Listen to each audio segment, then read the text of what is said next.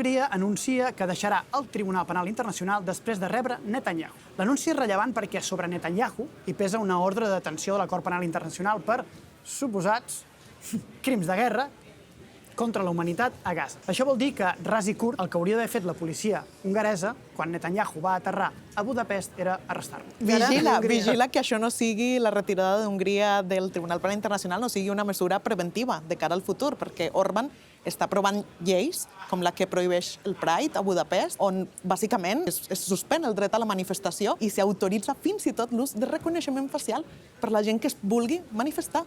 Això és molt greu. Aprofitaria aquest humil espai per fer una crida a que tothom se'n vagi a Budapest. És una ciutat maquíssima i que tothom se n'hi vagi a celebrar l'orgull, encara que sigui sense el permís d'Orbán. Per acabar-ho amb un apunt una mica esperançador, la societat civil s'està organitzant molt, les forces democràtiques també. Per tant, tothom stay tuned for the Pride, perquè se vienen cositas.